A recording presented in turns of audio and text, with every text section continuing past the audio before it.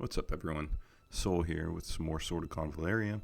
Today we're going to be taking a look at Homa and a team comp around Homa that is free to play friendly. I plan on doing a couple of team comps for Homa. However, I thought this one would be the most advantageous to get out immediately, because I imagine there's a lot of free to play players out there that need some alternatives, and this might give you some insight on how to do that.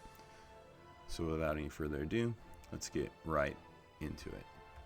And of course, here we have Homa, and today we're going to primarily showcase her in a support role, helping out the rest of the team and dealing damage behind the line as a secondary option.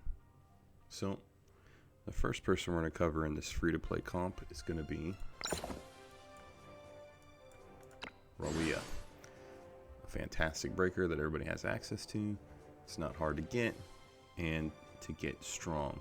I imagine a lot of players that are free to play are using her. She's a good unit all around anyways. With that said, let's look at how we have her built real quick. First, you got her trait, of course, is bottoms up, increases Rawiyah's damage by 25%. At the start of the turn, during the strike back, there's a 70% chance to recover 40% of her lost HP and gain tipsy. This effect can be triggered one time per round. Of course, Tipsy is a buff that increases your crit rate by 30% and decreases damage taken by 10%. This ability can be stacked, that being the primary to take note of. Really cool effect for her. Now, for her abilities, I've got Gash, I've got Screw Off as her reaction, I got Gale Breach as her first ability, then I got Sword of Convallaria as her aura, and then I got Another Pint. That's our last ability. In weapons, we're using a Brutal Axe, we're using Evergreen Pendant with the Resonance of Lifesteal, and then we're using the Terror Whisper of the Devil. Next up on the team, we're going to go over Faycal, another unit that should be incredibly free to play friendly, that most everybody should have. We'll just go over his trait real quick. And that's Faycal's Obsession. Increases Faycal's attack and defense by 10%.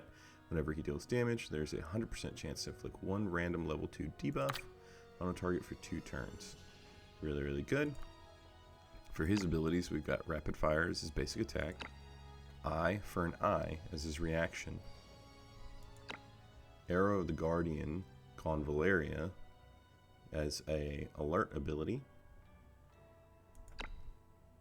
Now we're using foot sniping because we're clearing some harder content with this, so I like to be able to outright reduce the mobility of our enemies. And then Gale Billow Volley as his last ability. However, you can interchange this for alert shot. I often do. For his weapons, we're using Meteor Line. And then his trinket, we have Hunter's Intuition. For his residence, we have the sword and the wand tied up for that boosted damage as he's moving. And then for his Terror Whisper, we're using Destruction of the Tower. I often use Faycal to move and kite enemies and into zone and control them. And I think I'll even show you in a fight him doing that specifically in a fight where I couldn't group him with the rest of the team. I use him as a little bit of a sacrifice.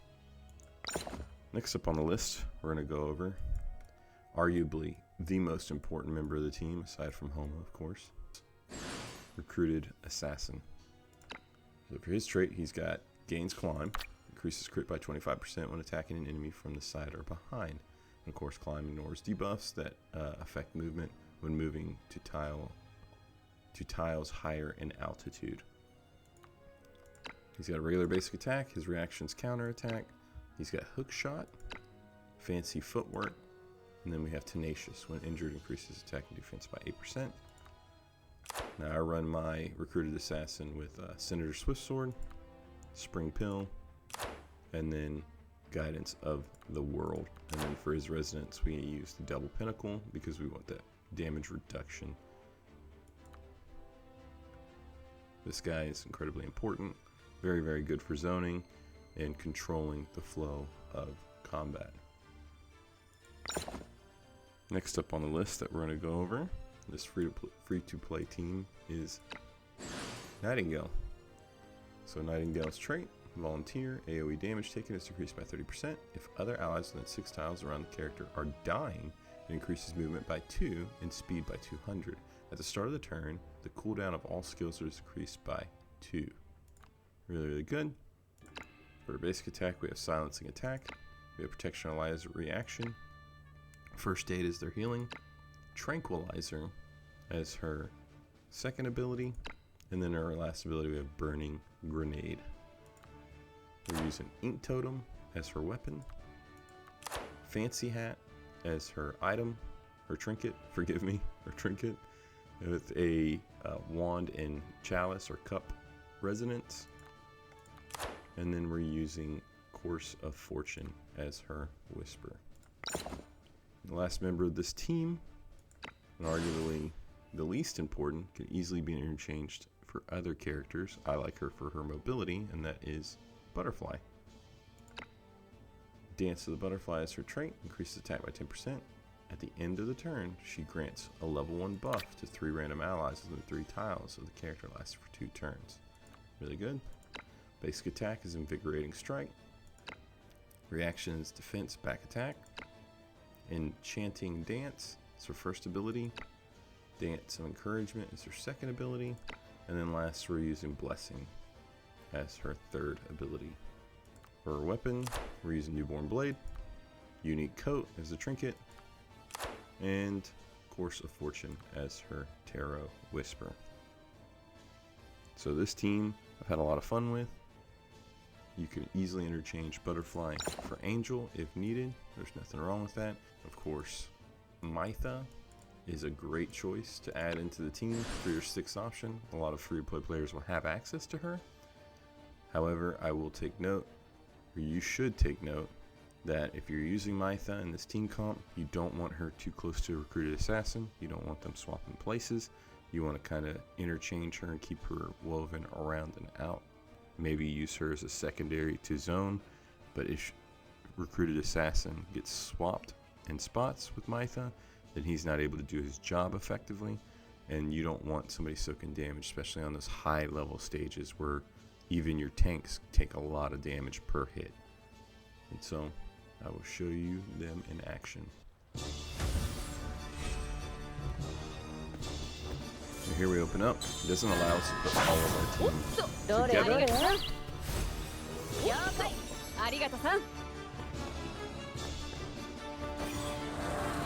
Use Recruited Assassin. Get his blink up. Dodging hits. Now with Faycal, we went ahead and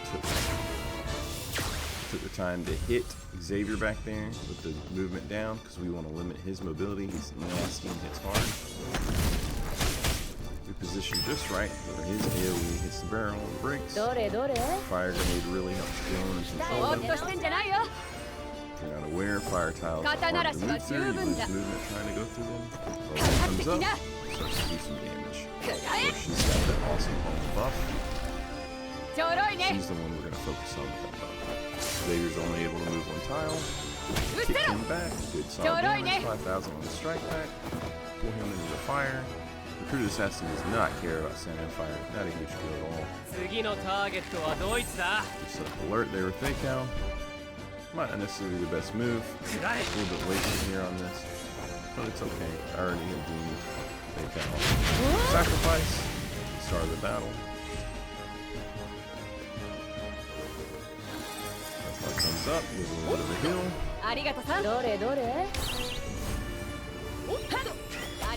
Buff her up, do a little damage.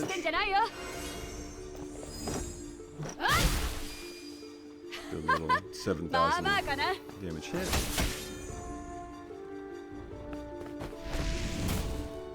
Go ahead and reduce his movement.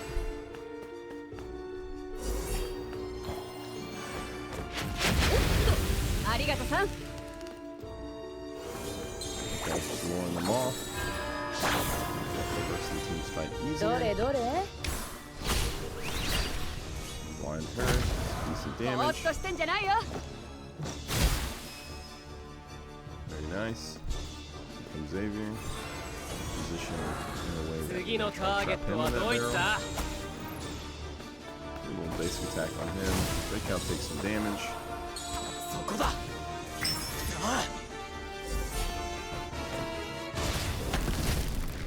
Perfect.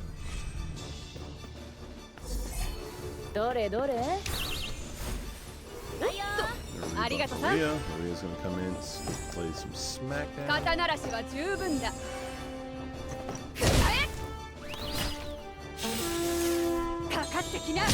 Could have warned earlier for the first hit, not a big deal. Second one definitely does the job.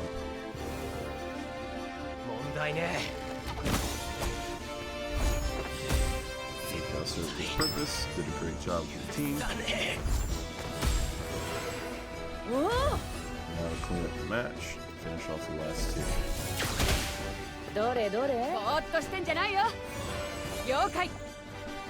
This is a tower fight, these enemies hit really hard as you saw, so you have to be very careful on how you clear them out and pick your battles. Right there we almost lost Recruited Assassin. Dangerous, scary stuff, but we got this. Zone of control, dodges like it's nothing.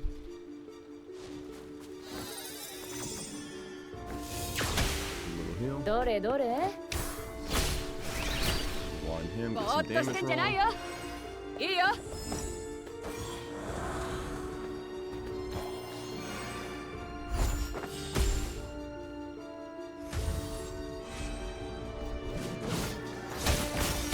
Not because we put her back to him. He's enticed by that. Not only does he get the type bonus, I want to hit him. Just a total bait.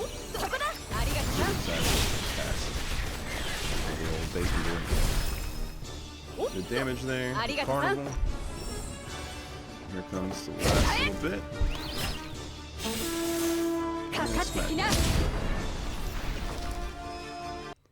Now, this is my free-to-play team that I like to use to help clear content. I'm going to release another video where I show Homa working with some heavy hitters. I'm thinking Garcia. I'll put that video out here shortly as well. And then the ultimate team comp, I think Homa requires a character I don't have, so I'm hoping to get them soon, and I'll be able to release that video. Of course, everybody loves Homa with Auguste, but Homa isn't limited to working with Auguste. Homa can enhance quite a few characters, and Rawiyah is no exception.